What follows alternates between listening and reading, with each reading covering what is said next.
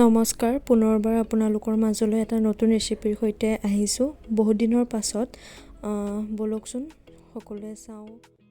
সকলোৱে হয়তো হাঁহৰ লগত কোমোৰা দি খাই পাইছেই, তাৰ জুতিটো কেনেকুৱা। তো আজি আমিও ভাবিলোঁ সেই ৰেচিপিটো আপোনালোকৰ লগত শ্বেয়াৰ কৰোঁ বুলি।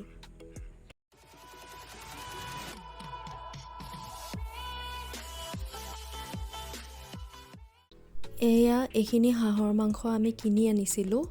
1 কেজিমান হ'ব আৰু মাংসটো বজাৰৰ পৰাই কাটি বাছি অনা হৈছে আৰু ধুবলগীয়াও নহয়, যিহেতুকে হাঁহৰ মাংস পুৰা যায়, সেইকাৰণে ধুবলগীয়া আৰু কাটিবলগীয়াও হোৱা নাই। এতিয়া খালি আমি ইয়াত মছলাখিনি ধুনীয়াকৈ যোগাৰ কৰি দিম আৰু আমিনো কি কি মছলা ব্যৱহাৰ কৰোঁ আপোনালোকক দেখাওঁ।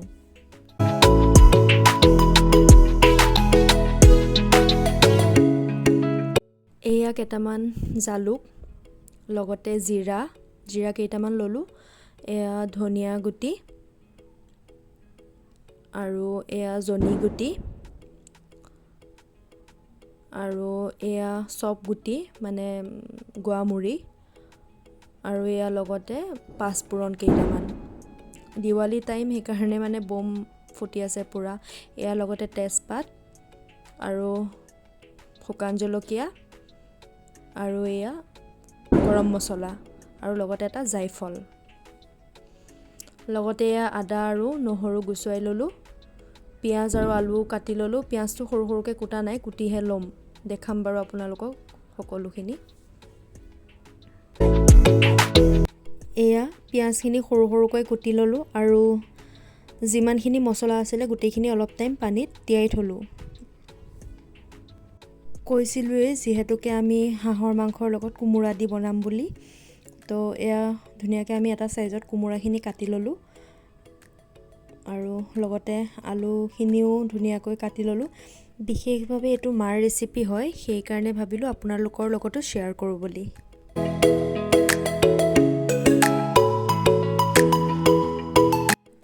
পটাত পিচি খোৱা মছলাৰ সোৱাদেই বেলেগ হয়, সেইকাৰণে আমিও মানে প্ৰায়ভাগ মছলা পটাতেই ব্যৱহাৰ কৰোঁ, পটাতেই পিচোঁ।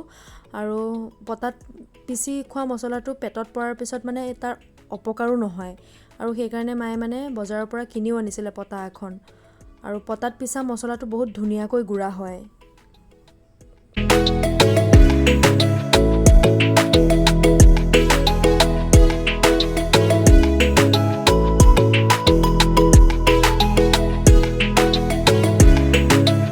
এতিয়া আমি আদা আৰু নহৰুখিনি ধুনীয়াকৈ পিচি গুড়ি কৰি ল'ম।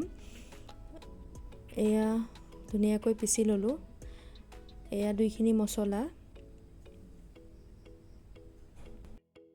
এতিয়া সোৱাদ অনুসৰি আমি মাংসখিনিত নিমখ দিলোঁ,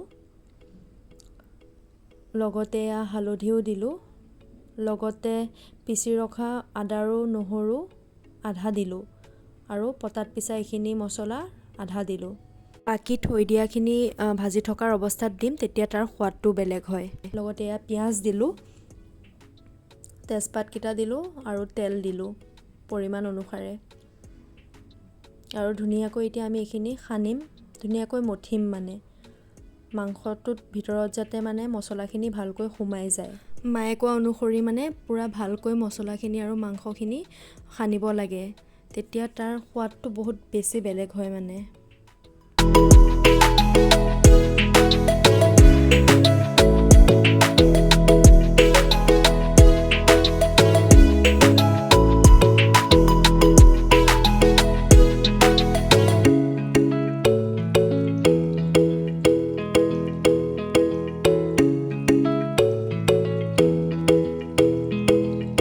এতিয়া 2-3 মিনিটৰ কাৰণে মাংসখিনি আমি ডিপ ফ্ৰিজত থৈ দিম।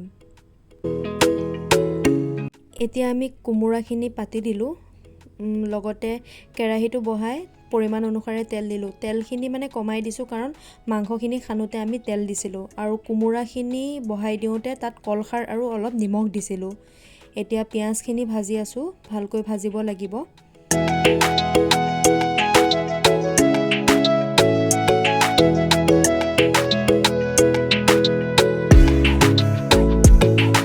কোমোৰাখিনি হোৱাৰ পিছত নমাই ল'লোঁ।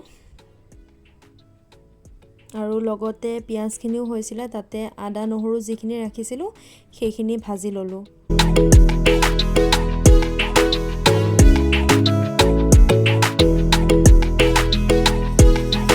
দেখিব পাইছে পিঁয়াজৰ কালাৰটো বেলেগ হৈ গৈছে। এতিয়া আমি ইয়াতে ধুনীয়াকৈ মাংসখিনি দি দিম।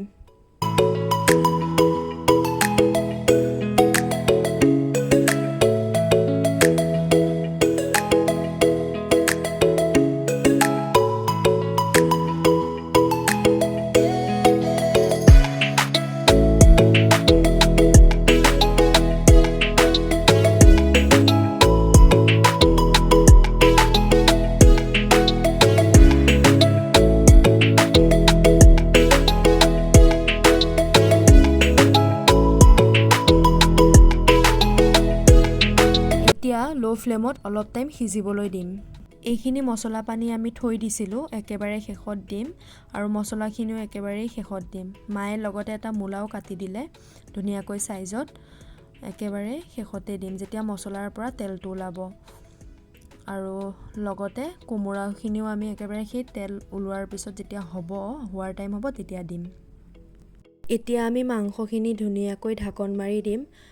ঢাকন মাৰি দিওঁতে ভাপটো যাতে ওলাই যাব নোৱাৰে তেনেকৈ ঢাকন মাৰিব লাগিব, কাৰণ সেই ভাপতে মাংসখিনি সিজিব আৰু তাৰ তেলটো ওলাব। আৰু যিহেতুকে হাঁহৰ মাংসটো সিজোতে বহুত টাইম লাগে। এতিয়া গেছটো হাই ফ্লেম কৰি মাংসখিনি ভালকৈ লৰাই দিলোঁ।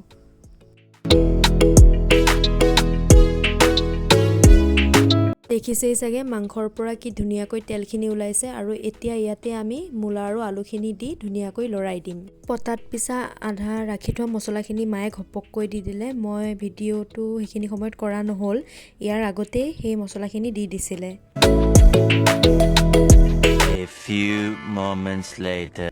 এতিয়া এয়া মাংসখিনি সিজিছেগৈ আৰু হৈছে। এতিয়া আমি ইয়াতে কোমোৰাখিনি দি দিম, কাৰণ হোৱাৰ সময়তে আমি কোমোৰা দিম বুলি কৈছিলোঁ। এয়া কোমোৰা দি দিছোঁ।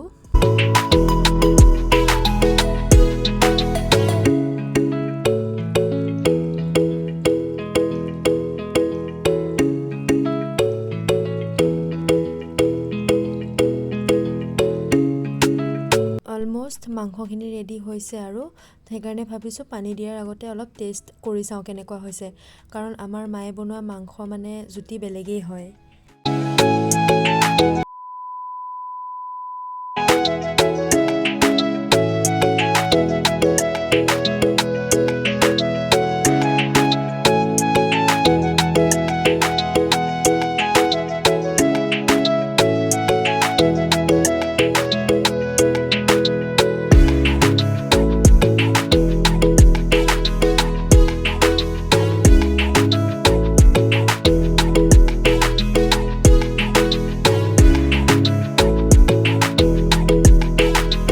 দেখিছে এতিয়া মাংসখিনি ধুনীয়াকৈ সিজি গ'ল আৰু পূৰা তেল ওলাইছে, দেখিছেই চাগে।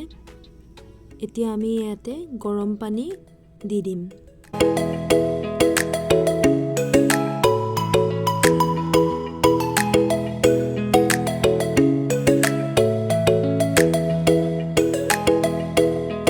পানী দিয়াৰ পাছত অলপ টাইম ধুনীয়াকৈ উতলিবলৈ দিছিলোঁ। একেবাৰে শেষত গৰম মছলাখিনি ধুনীয়াকৈ গুড়ি কৰি দিয়াৰ পাছত অলপ টাইম উতলিবলৈ দিলেই আমাৰ মাংস ৰেডি হৈ যাব।